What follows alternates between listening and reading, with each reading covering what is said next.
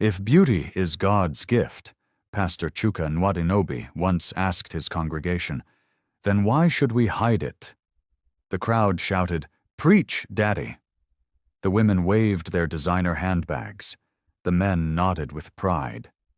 Inside the Fountain of Grace assembly, lights shimmered like gold dust, perfume floated in the air, and the choir swayed in rhythm to a soft, seductive gospel beat.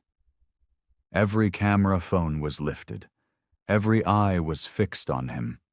The young, handsome pastor whose voice carried more charm than scripture. But that night, long after the music had faded and the last car had driven out of the compound, Chuka remained alone in his office. His palms were pressed against the mirror on his wall, a mirror he had bought from a foreign store and told everyone symbolized self-reflection and inner glory. Now, his own reflection stared back, smiling faintly when he wasn't. He whispered, "Did I preach well today?" The reflection blinked.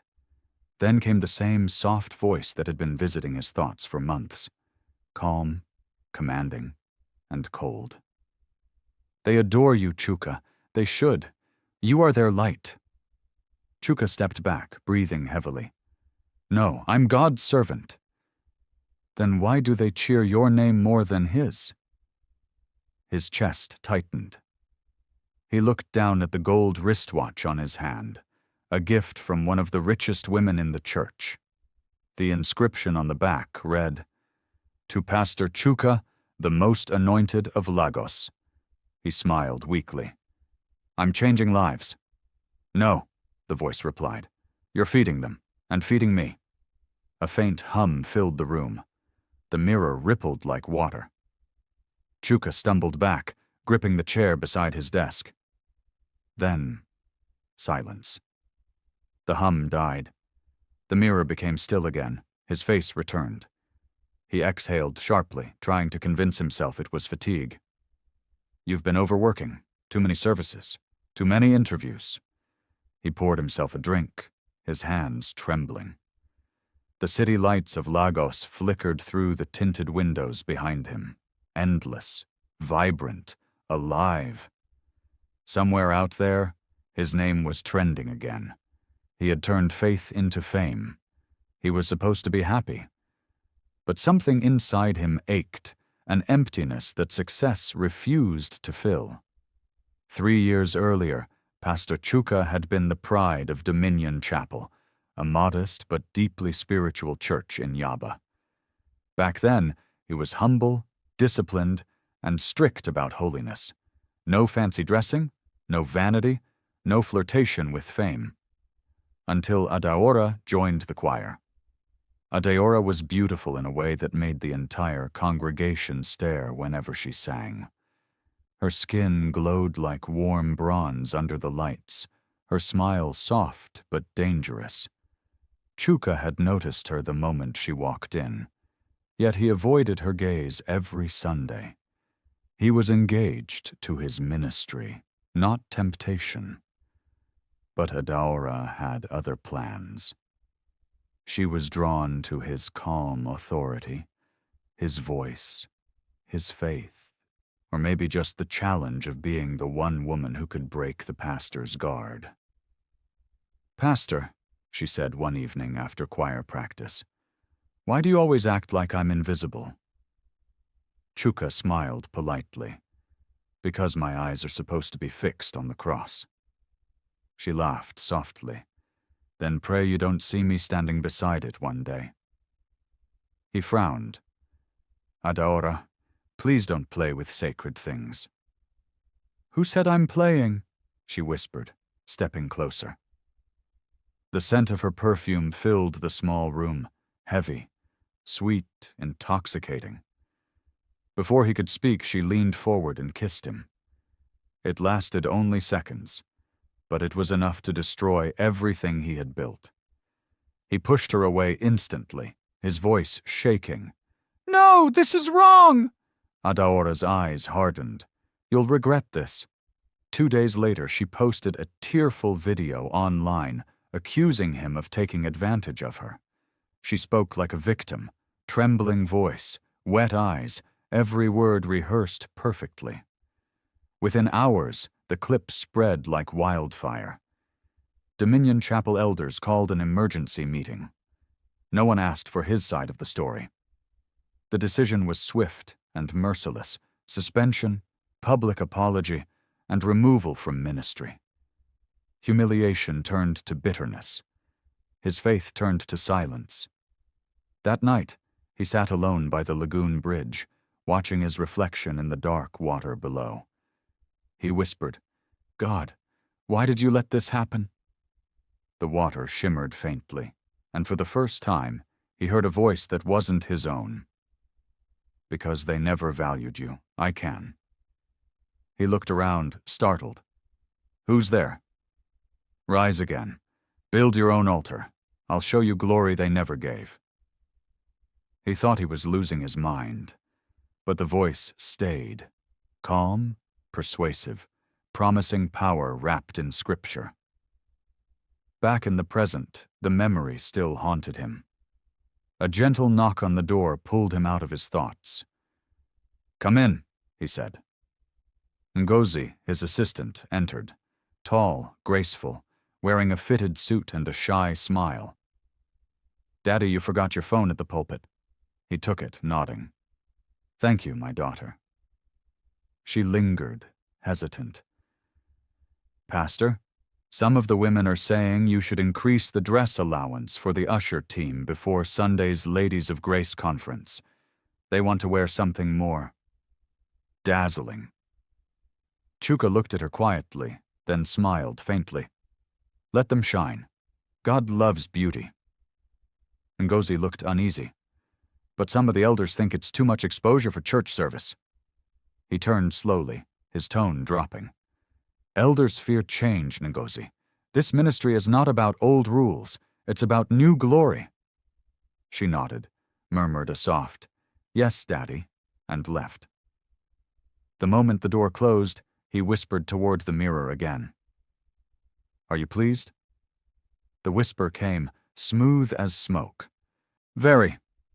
But the altar grows hungry again." He swallowed hard. "What does it want?" "It wants more beauty." Chuka looked towards the window, where the city lights glowed like a million blinking eyes. A chill ran down his spine, but he forced a smile. "Then Lagos will give it all the beauty it needs." Outside, the billboard of Fountain of Grace flickered, his face smiling down at traffic, words blazing beneath it. "Where beauty meets glory." Somewhere deep in the city, another girl received an invitation to join the church's choir. And with that, the real story began. By the following year, Fountain of Grace Assembly had become the heartbeat of Surulere. You couldn't scroll through social media without seeing its name glowing across reels and banners. Where beauty meets glory. Pastor Chuka had transformed what began as a small rented hall into a dazzling temple that looked more like a 5-star event center. The stage glittered with gold lights, and the choir wore matching outfits that shimmered under the LED glow. Every Sunday was a production: fog machines, camera crews, and polished smiles. But what made the church famous wasn't just its music or decor. It was the rule, the dress code of glory. No head ties, no long skirts, no dull colors, only bold, body-fitting clothes, red heels, bright lipstick, and confidence as radiant as heaven itself, as Pastor Chuka would say. On the first Sunday after the announcement, the compound overflowed. Women came from Ikeya, Festac, and even as far as Lekki, all dressed like angels auditioning for a fashion show. The ushers, trained to smile like air hostesses, guided them to the front. Older women who came in wrappers or modest dresses were turned back politely. "Sorry, Mama," an usher said one morning, smiling sweetly, This church is about new wine. We don't pour it into old bottles. Mama frowned. So I should go back home because I tied my wrapper? The usher only bowed. It's our rule, Ma. We must maintain the glory atmosphere. Inside, the drums rolled and the lights danced. Young men in tight suits clapped along, pretending to worship but mostly watching the parade of beauty before them. In the middle of it all stood Pastor Chuka, arms lifted high, voice deep and rhythmic as he declared, "When you glow, heaven notices you. God didn't make you to hide under dullness. You are His reflection. Shine, my daughters, shine." The crowd roared. Cameras clicked. Someone fainted from excitement. The sermon went viral that week. People started calling him the pastor of the beautiful gospel. Soon, companies and influencers began sponsoring his events. A popular makeup brand sent free products for his female members. A TV station offered him a Sunday morning slot. Chuka smiled through it all, but deep down, he felt nothing. Every night, when the sea on top noise died and his followers slept, he returned to the mirror. It no longer reflected the whole room, only him, glowing faintly, even in the dark. "They adore you," the voice whispered again, "but adoration fades. Feed the altar, Chuka." He clenched his fists. "I've given sermons, I've built this empire. Empires burn without sacrifice." He turned away. "No." But even as he said it, his heart raced. That same fire he felt years ago on the bridge now pulsed through him. He slept badly that night, dreams filled with women's laughter echoing from distant corridors and hands reaching out through smoke. By the third year, Chuka was everywhere. Talk shows, billboards, newspapers. His church had become Lagos's spiritual celebrity hub. People came to see miracles, but they left talking about fashion. The offering baskets overflowed. He had assistants now, 2 full-time media managers, a stylist, and a bodyguard. His office smelled of imported cologne and new leather. But something strange began to happen. Girls who joined the church choir often disappeared quietly. Not publicly, just slipped away without notice. At first it didn't raise suspicion. Lagos was full of stories. People moved, changed numbers, relocated overnight. But whispers began to grow. It started when Ijoma, a soft-spoken chorister, went missing after choir rehearsal one Friday night. Her cousin came to the church crying the next day. She didn't come home. Her phone is off. The security guards swore they saw her leave. Pastor Chuka even joined the family in prayer, laying hands and declaring, "No daughter of glory will go missing under my watch." People clapped. But a week later, another girl, Ruth, vanished too. Her mother screamed through the church gate, her wrapper half-tied, tears running down her cheeks. "You took my daughter! You demons!" The ushers tried to calm her. Some members filmed it on their phones, murmuring. The video went online. Critics attacked the church. Chuka came out the next Sunday smiling, radiant, untouchable. "Whenever light shines too bright," he told the crowd, "darkness fights back, but we cannot stop shining because of envy." Applause thundered again. He ended the sermon by leading the congregation in a chant. "We are beauty, we are glory, we are untouchable." The roar filled the hall. But when the service ended, a strange thing happened. One of the new ushers fainted near the altar. Chuka rushed to her. She was breathing fast, her eyes half open, whispering words no one could understand. "Ngozi," he said, shaking her. "Ngozi." Her lips trembled. "Blood. Under. Altar." Then her body went limp. The crowd gasped. Minutes later, she woke up confused, claiming she remembered nothing. That night, Chuka sat alone again, staring at the mirror. "Who are you?" he whispered. The reflection tilted its head. "I am the beauty they worship. You built me. You invited me." Chuka's chest tightened. "You're not real." The reflection smiled wider. "And yet, you wear my power every Sunday." He grabbed the edge of the table, shaking. "No, you lied to me." The mirror rippled again, faintly at first, then violently, and for a moment the reflection wasn't him anymore. It was a tall, shadowed figure with burning eyes and a smile that stretched too wide to be human. "You wanted admiration?" it said softly. "Now give me devotion." Chuka stumbled back, knocking over his chair. His voice cracked. "What do you want from me?" "The same thing you wanted from them," it answered. "More." The lights in the office flickered. The mirror went dark. He stood there shaking, drenched in cold sweat. Then, as if nothing had happened, his phone buzzed. A message from the media team. "Sir, we've just crossed 1 million followers on Instagram. Congratulations, Daddy of Glory." He stared at the message for a long time, then looked back at the mirror. Calm now, reflecting only his face. He smiled faintly and whispered, 1 million souls." The reflection smiled too. Somewhere across town, in a small apartment in Oyuelegba, Efe, a university student and brother to one of the missing girls, scrolled through Fountain of Grace's page. Every video looked too perfect. Polished lights, slow-motion shots of smiling faces. But in one clip, a flash caught his attention.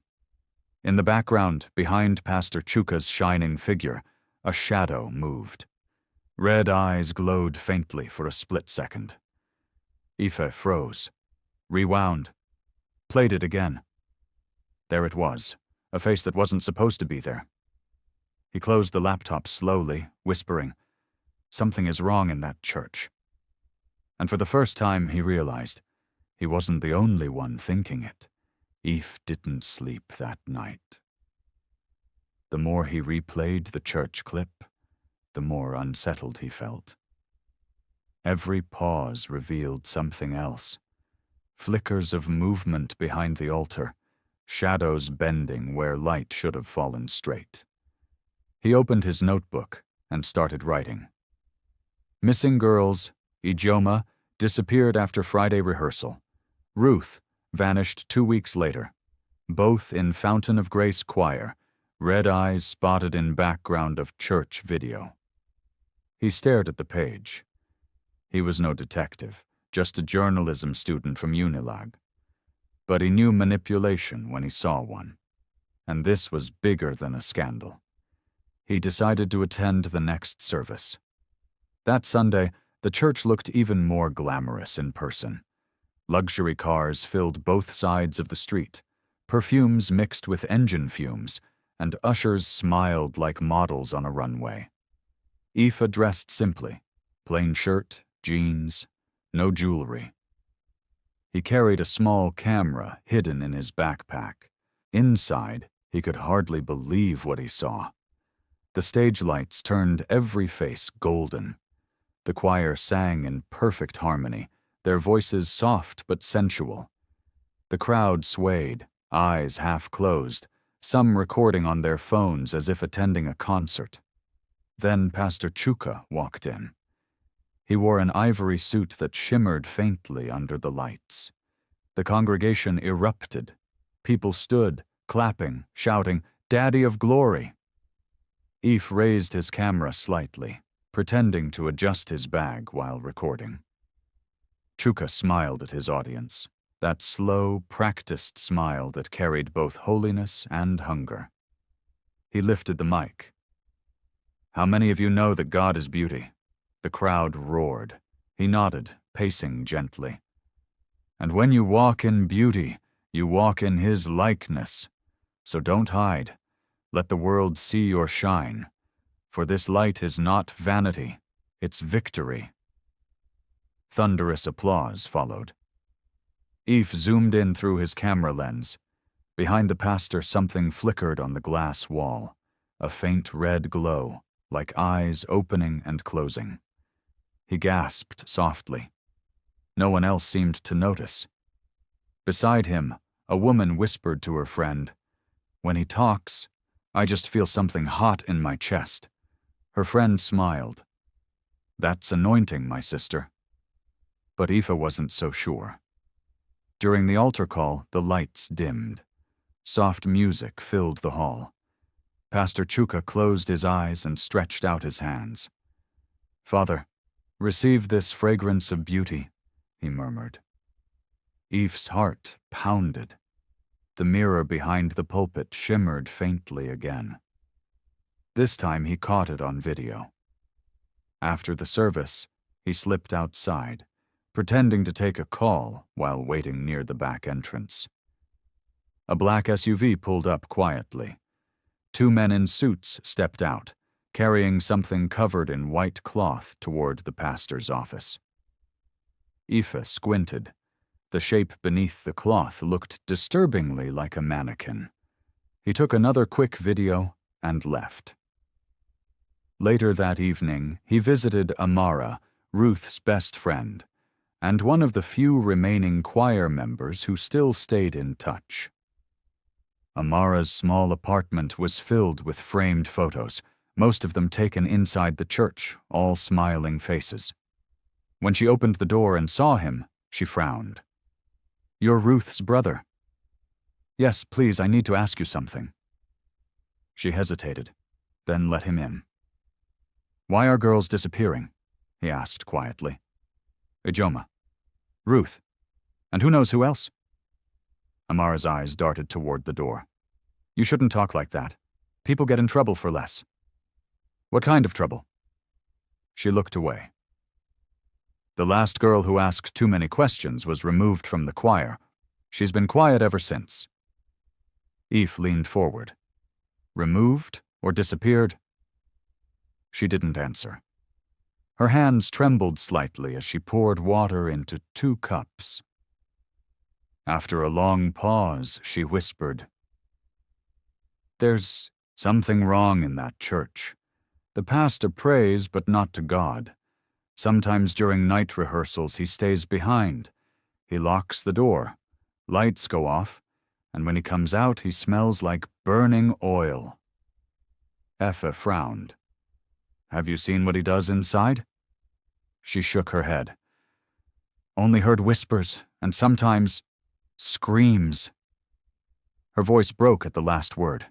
He put down his cup. "Amara, you have to help me expose this." Fear filled her eyes. "If I help you, he'll know. He always knows." Eve hesitated. "Then let's do it quietly. I'll record. You just tell me when something feels wrong." She looked at him for a long time, then nodded weakly. "All right. But if anything happens to me—" "Nothing will," he said quickly.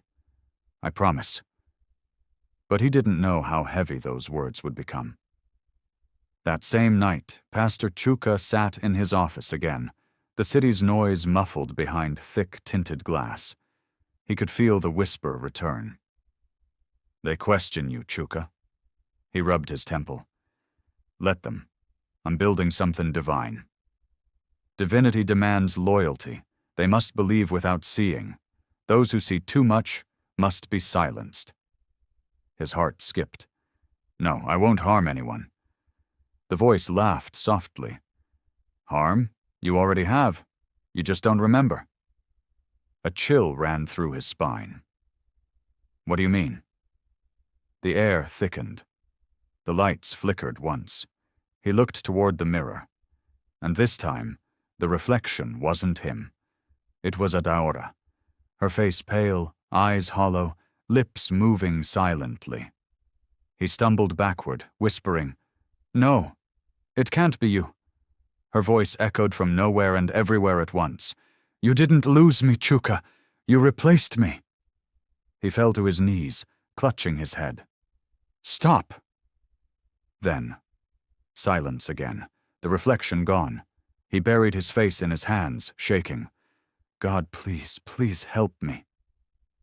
But no answer came. Only the soft hum of the mirror, waiting patiently for its next command. 2 days later, Eve returned to the church with Amara, pretending to volunteer for the media team. Inside, everything looked normal again. Smiles, laughter, lights. But beneath the pulpit, under a marble platform, he noticed a faint crack, like something had been moved recently. Amara whispered, "That's where the screams come from." He nodded, adjusting his camera discreetly. "We'll find out what's underneath."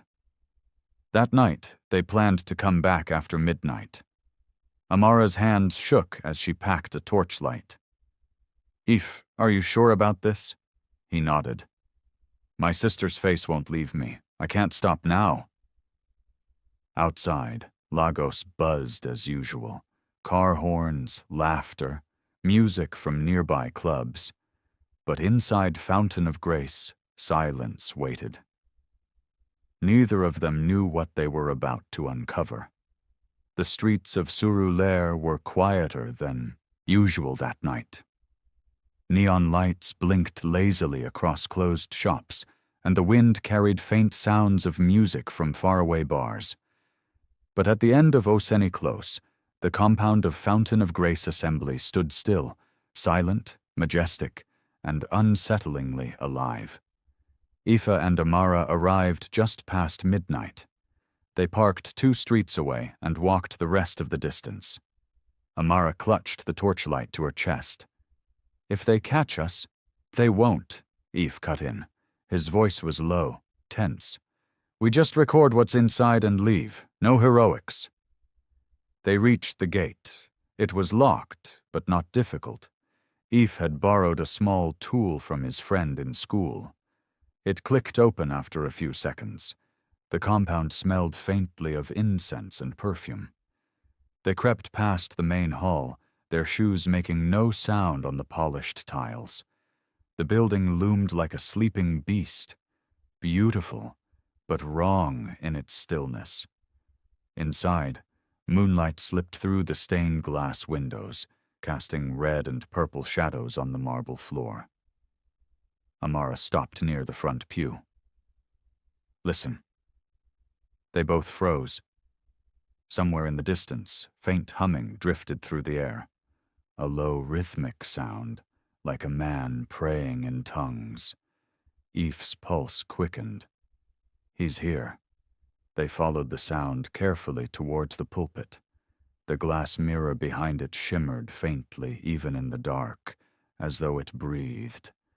Eve whispered, "That's it. That's where the light came from." Amara nodded, terrified. He prays there every midnight. He crouched down and placed the camera on the floor, adjusting the lens to capture everything. "We'll film from here." The hum grew louder. Suddenly the pulpit light flicked on. Amara gasped, ducking behind a column. Aoife followed. Through a narrow space, they saw Pastor Chuka walk in. He wore a white robe, simple but glowing softly under the lights. His face looked peaceful, almost too peaceful, as if he were in trance. He knelt before the mirror. "Father of glory," he whispered, "I bring tonight's offering." The mirror rippled. A faint red light filled the hall. Eve's camera trembled in his hand. He zoomed in. Behind the reflection, faint silhouettes appeared, faces of young women, eyes closed, lips moving silently. Amara bit her lip to keep from crying out. "Those are the missing girls," she whispered. Eve nodded, his throat dry. Chuka stretched his hands toward the glass. "Feed on their beauty and strengthen your servant." The red glow brightened. The air thickened with a strange, sweet scent. The faces behind the mirror began to fade, replaced by swirling smoke. Then, from beneath the pulpit, a muffled sound, like someone struggling. Eve turned the camera downward, following the sound. The marble platform had a narrow line running across it, a hidden door. Before they could move, Chuka's head jerked up. He looked directly in their direction. "Who's there?" The lights flickered violently. Aoife froze. Amara's hands shook as she switched off the torchlight. They held their breath. Chuka stood slowly, his eyes now glowing faintly red. I said, "Who's there?" He began walking toward them, each step echoing through the hall. Amara whispered, "Aoife, please." But Aoife was already pulling her backward toward the side door. They slipped through it just as the main lights flared fully on. "Lock the gates!" Chuka's voice thundered. Two dark figures appeared from a side corridor. Security guards, or something worse. Aoife and Amara ran through a narrow hallway filled with choir robes and instruments. The door at the end was locked. Aoife turned around, scanning frantically. His eyes caught a small staircase leading downward. "This way." They rushed down, the air growing colder with each step. At the bottom was a corridor lined with candles. The smell of incense was overwhelming. Amara covered her nose. "What is this place?" Aoife raised the camera again, the footage catching strange symbols carved into the walls. At the end of the corridor was a single heavy door. From behind it came faint crying. Amara grabbed his arm. "We can't open that." He ignored her and pushed. The door creaked open. Inside, the air was thick and hot. 3 young women lay on the ground, weak, pale, dressed in choir uniforms. One of them raised her head slowly. Ruth. Aoife's heart nearly stopped. "Ruth! Ruth, it's me!" Her eyes widened faintly. "Aoife!" Amara ran to her side. "She's alive!" Before they could react further, heavy footsteps echoed behind them. "Didn't I say," Chuka's voice filled the corridor, calm but venomous, "that faith should not be questioned?" They turned. He stood at the doorway, no longer glowing, but surrounded by a faint red mist. Amara screamed. Aoife stood his ground, camera still rolling. "What have you done to them?" Chuka smiled faintly. "Saved them from ugliness. Their beauty feeds something greater than you could ever understand." "Is that what you call this?" Aoife shouted, trembling. "You're killing them." Chuka tilted his head, almost sadly. "Sacrifice, my son. The world demands it. Even Jesus gave himself." Aoife lifted the camera. "The police will see this." For the first time, Chuka's calm cracked. His eyes blazed. "You think anyone will believe you? They worship me." He stepped forward, the candles flickering wildly as if afraid. Then a faint voice rose behind him, one of the girls whispering, "God is still watching." Chuka turned sharply. The mirror on the wall suddenly shattered into pieces, scattering shards across the floor. A gust of wind rushed through the room, blowing out every candle. For a moment, everything went black. Aoife grabbed Amara's hand and pulled her towards the stairs. "Run!" They raced up, Ruth's weak cries echoing behind them. The corridor shook as though the building itself was alive. Behind them, Chuka's furious voice roared, a sound no longer entirely human. Aoife burst through the main hall doors, panting. He shoved Amara out first, clutching the camera tight. As they ran through the compound, the lights inside the church flickered red. Then off. They didn't stop until they reached the street. Cars sped past, horns blared, but to them the city felt distant, unreal. Aoife bent over, gasping, his voice shaking. "We got it all. On camera." Amara trembled beside him, tears streaming down her face. "We have to save the others." Aoife nodded. "Tomorrow, I'll take this to the police." But somewhere deep in his gut, he already knew. Chuka wouldn't give up that easily. Back inside the church, the shattered mirror hummed faintly. The fragments rearranged themselves on the floor, forming one faint sentence only visible to the unseen. You can't expose what the world already worships. By dawn, the city buzzed with whispers. The once praised Fountain of Grace assembly had turned into a storm of questions. Someone had leaked Aoife's footage overnight. The dark ritual, the hidden corridor, the mirror, the girls. Clips spread like fire across social media, gathering millions of views before sunrise. Hashtags flooded the internet. Ritual pastor der Fountain of Shame. Where beauty dies. By mid-morning, police vans surrounded the church. Officers pushed through the gates while journalists crowded outside, shouting questions at flashing cameras. Aoife stood among them, exhausted but determined. Amara held his arm tightly, still shaken. One officer approached. "You're the one who brought the video?" Aoife nodded. "Yes, sir. The missing girls are inside. I saw them myself." The officer, a stern man named Inspector Falad, gave a short nod. "Stay here. We'll handle it from now." As the police entered, Aoife's chest tightened. He had done his part, but fear gnawed at him, fear that somehow Chuka would slip away like smoke. Inside, the once glittering sanctuary felt hollow. The gold lights that once danced were now harsh and ugly. The air reeked of candle wax and stale perfume.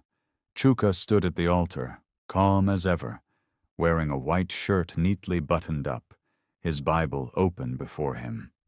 "Pastor Chuka Nwadinobi," Inspector Falad said as he approached, "you are under arrest for kidnapping, assault, and suspected ritual practices." Chuka smiled faintly. "Kidnapping? You must be mistaken, officer. This is a house of God." Falad glanced at the shattered mirror, now covered with cloth. "We'll let evidence speak." Two officers moved behind the altar, pulling open the hidden trap door. A strong smell rose, thick and metallic. One of them coughed and waved for help. Moments later, they began bringing the girls out one by one. Pale, weak, trembling, but alive. A wave of murmurs swept through the hall. Reporters at the gate pushed harder, their cameras flashing as the stretchers rolled out. Chuka's expression didn't change. He only watched, eyes distant, lips moving silently as if in prayer. Falad turned to him. "Do you have anything to say?" Chuka raised his head slowly. "You can cage a man," he said softly, "but not his glory. You'll all see soon." Falad frowned. "Take him." The officers cuffed his hands and led him away. Outside, the crowd was chaotic. Former members of the church wept openly. Some shouted curses, others simply stared, broken by betrayal. A woman in red heels sobbed. "He said we were God's jewels." A man replied bitterly, "We were his sacrifices." Aoife felt Amara's hand trembling in his. "Do you think they'll believe it now?" she asked quietly. He nodded. "They have to. It's all there on camera." But as the police van drove off with Chuka inside, Aoife noticed him turn his head briefly towards the crowd. Their eyes met. For a split second, Chuka's expression changed, a faint, knowing smile. A chill ran down Aoife's spine. Later that evening, the footage aired on national television. Commentators debated faith, vanity, and false prophets. People argued on radio stations, some still defending Chuka, others demanding his head. In one clip, a woman from the congregation said, "Maybe he made mistakes, but he gave us confidence. He made us feel seen." Another man snapped, "He made you blind." Eve watched the broadcast from home, barely blinking. His phone buzzed endlessly with messages and interview requests. He didn't care. All he could think of was Ruth's face, pale, weak, still fighting to breathe at the hospital. Amara sat beside him. "You should rest," she said softly. He shook his head. "I can't. Not until they close that church permanently."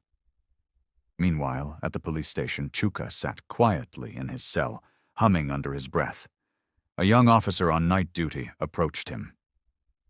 "You should stop that noise." Chuka smiled faintly. "You can hear it too?" The officer frowned. "Hear what?" "The song," Chuka whispered. "They're still singing for me." The officer shifted uneasily. "You need a psychiatrist." Chuka chuckled softly. "You'll understand soon." He closed his eyes and began to murmur a familiar line. "When beauty becomes worship, faith becomes power." The fluorescent light above flickered once, then twice. The officer turned around, uneasy. In the corner of the cell, the mirror that hung on the wall, a small, cracked rectangle used by inmates, shimmered faintly. By the next morning, Fountain of Grace Assembly was sealed. Police tape crisscrossed the gates. The golden letters of the signboard had begun to rust overnight, as if rejecting their own shine. People gathered again, whispering stories, some real, some wild. They say the mirror moved on its own. They say he was never praying to God at all. They say something still lives inside there. Eve arrived with Amara to give their final statement. Ruth had survived, though barely. The other rescued girls were still recovering at the hospital. Inspector Filade greeted them briefly. "You did well, both of you. The evidence is enough to convict him, but..." "But what?" Eve asked. Filade sighed. "During transfer last night, he collapsed. Doctors said his pulse disappeared for 5 minutes, then came back. Since then, he hasn't spoken a word." Amara frowned. "He's pretending." Filade shrugged. "Maybe. But even pretending doesn't explain what the guard saw." "What did he see?" Filade hesitated. "When the light flickered, the mirror in the cell cracked on its own." Eve exchanged a look with Amara. Neither said anything. They left quietly, the sound of their footsteps echoing against the walls. That night, Lagos moved on quickly. People forgot. New headlines replaced old ones. But not everyone forgot. One evening, a young preacher named Tega Okon, who had admired Chuka from afar, visited the sealed church compound. He stood before the gate, reading the faded signboard. "Where beauty meets glory." He smiled faintly. Maybe he was misunderstood. He turned to leave, then paused. A faint light flickered inside the hall, behind the tinted glass. He took a hesitant step forward. "Hello? Is anyone there?" The light blinked again, soft but steady. Then, faintly, a voice from inside whispered almost lovingly, "Welcome, servant of beauty." Tega froze. The air thickened. The scent of perfume drifted faintly across the gate. He stared through the darkness, and for a moment he thought he saw a reflection smiling back at him. The same smile that once belonged to Pastor Chuka Nwadinobi. That was how Fountain of Grace Assembly died publicly, but lived secretly, inside whispers, inside temptation, inside every place where vanity looked like worship. And though Lagos carried on, something quiet had shifted.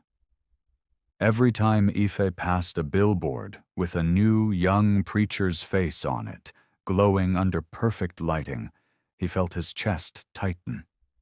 Because he couldn't help but wonder whose voice was whispering behind that smile this time. Weeks passed, the noise faded, but the scars remained. Lagos returned to its rhythm. The traffic, the gossip, the endless search for what was trending next. People had stopped talking about Fountain of Grace Assembly, as though silence could erase the memory. But not for Ife. Every time he closed his eyes, he saw Ruth's trembling hands reaching out of the dark, the shimmer of the mirror, and Chuka's calm smile. He had nightmares, the kind that made him wake up sweating, heart pounding. One night, he sat alone on his balcony, watching the streetlights flicker below. The city looked beautiful. Too beautiful. Amara joined him quietly, wrapped in a shawl. "You're still thinking about it?" He nodded slowly. "It's hard not to. People think it's over, but it's not. Churches like that, there are more." She sighed. "Ife, not everyone is Chuka." "Maybe not," he said, turning toward her, "but everyone loved what he offered. Attention, admiration, validation. That's how evil hides, inside things that feel good." They sat in silence for a while, listening to the distant hum of cars. Amara whispered, "Do you ever wonder why God allowed it? Why he didn't stop it sooner?" Eve thought for a long moment.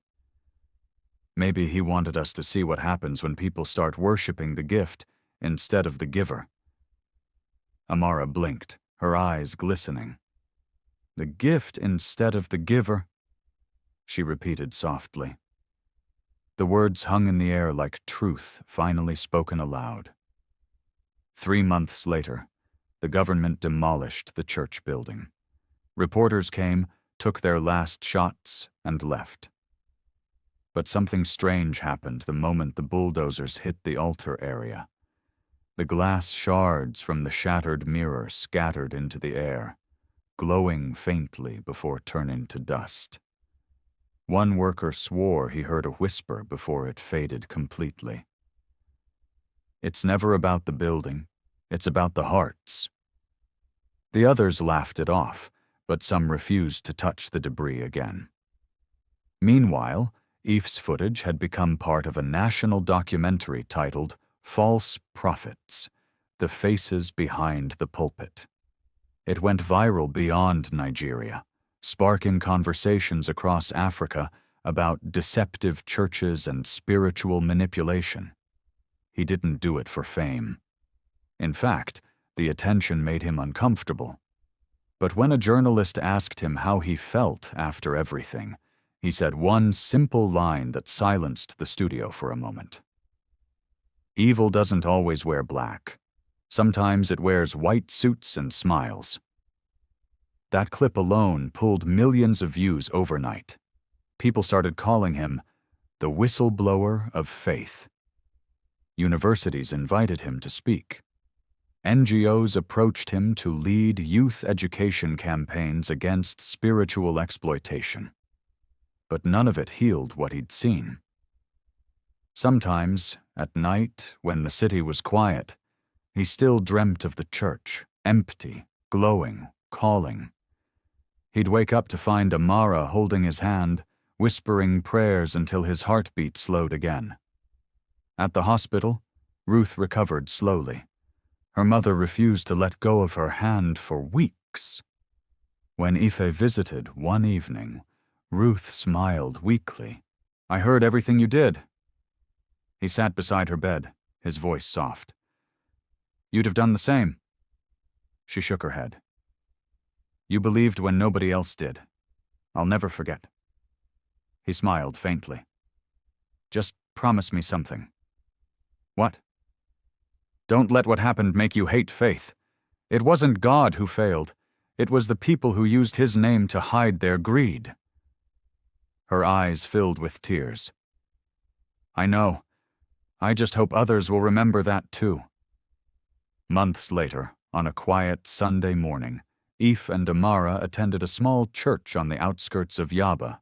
No lights, no smoke machines, no cameras. Just wooden benches, soft hymns, and sincerity. During the service, a young pastor with a gentle voice said something that pierced Eve's heart. True faith isn't loud, it's honest. It doesn't dress to impress, it kneels to serve. Eve lowered his head, his chest tightening. Amara reached for his hand and squeezed it. For the first time in a long while, peace, not perfection, but peace, settled inside him. That same night, in a dusty corner of the police evidence room, the small mirror from Chuka's cell sat wrapped in cloth. A janitor on duty accidentally brushed against it. The cloth slipped, revealing the cracked surface. For a moment it seemed to shimmer faintly, just for a heartbeat. Then silence. No light, no whisper, just reflection. And that was how Fountain of Grace Assembly finally ended, not with fire, but with silence. No thunder, no flash, just lessons carved into memory.